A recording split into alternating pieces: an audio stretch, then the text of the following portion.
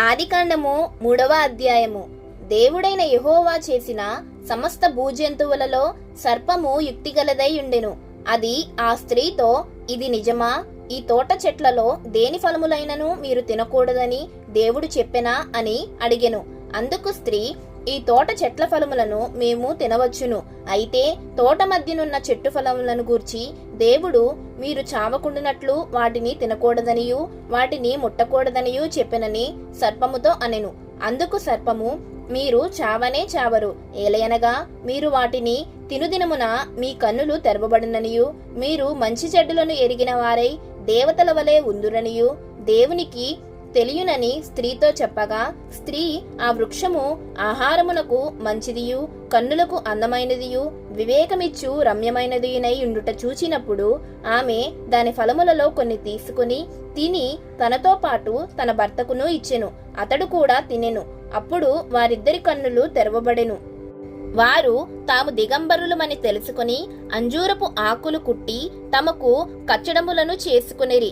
చల్లపూటను ఆదామును అతని భార్యయు తోటలో సంచరించుచున్న దేవుడైన యెహోవా స్వరమును విని దేవుడైన యెహోవా ఎదుటికి రాకుండా తోట చెట్ల మధ్యను దాగుకొనగా దేవుడైన యెహోవా ఆదామును పిలిచి, నీవు ఎక్కడ ఉన్నావు అనెను. అందుకతడు, నేను తోటలో నీ స్వరము వినినప్పుడు దిగంబర్నిగా ఉంటిని గనుక భయపడి దాగుకొంటినెను.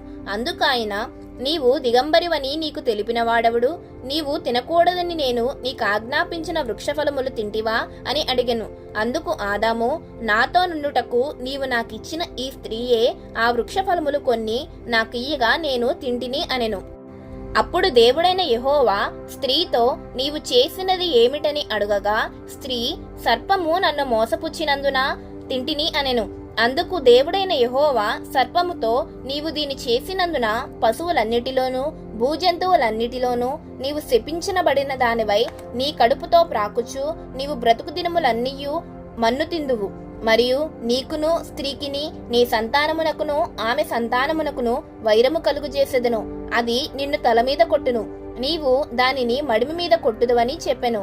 ఆయన స్త్రీతో, నీ ప్రయాసమును నీ గర్భవేదనను నేను మిక్కిలి హెచ్చించెదను. వేదనతో పిల్లలను కందువు. నీ భర్త ఎడల నీకు వాంఛ కలుగును, అతడు నిన్ను ఏలునని చెప్పెను. ఆయన ఆదాముతో, నీవు నీ భార్య మాట విని తినవద్దని నేను నీకు ఆజ్ఞాపించిన వృక్షఫలములు తింటివి గనుక నీ నిమిత్తము నేల శపింపబడి ఉన్నది. ప్రయాసముతోనే నీవు బ్రతుకు దినములన్నీయు దాని పంట తిందువు. అది ముండ్ల తుప్పలను గచ్చ పొదలను నీకు మొలిపించును. పొలములోని పంట తిందువు. నీవు నేలకు తిరిగి చేరు వరకు నీ ముఖపు చెమట కార్చి ఆహారము తిందువు. ఏలయనగా నేల నుండి నీవు తీయబడితివి, నీవు మన్నే గనుక తిరిగి మన్నైపోదు అని చెప్పెను. ఆదాము తన భార్యకు హవ్వ అని పేరు పెట్టెను. ఏలయనగా ఆమె జీవము గల ప్రతివానికి తల్లి. దేవుడైన యెహోవా ఆదామునకును అతని భార్యకును చర్మపు చొక్కాయిలను చేయించి వారికి తొడిగించెను. అప్పుడు దేవుడైన యెహోవా, ఇదిగో, మంచి చెడ్డలను ఎరుగునట్లు ఆదాము మనలో ఒకని వంటి వాడాయిను. కాబట్టి అతడు ఒకవేళ తన చెయ్యి చాచి జీవవృక్ష ఫలములను కూడా తీసుకుని తిని నిరంతరము జీవించునేమో అని దేవుడైన యెహోవా అతడు ఏ నేల నుండి తీయబడెనో దాన్ని సేద్యపరచుటకు ఏదెను తోటలో నుండి అతన్ని పంపివేసెను. అప్పుడు ఆయన ఆదామును వెళ్ళగొట్టి ఏదోని తోటకు తూర్పు దిక్కున కెరూబులను జీవవృక్షమునకు పోవ మార్గమున కాచుటకు ఇటు అటు తిరుగుచున్న ఖడ్గజ్వాలలను నిలువబెట్టెను.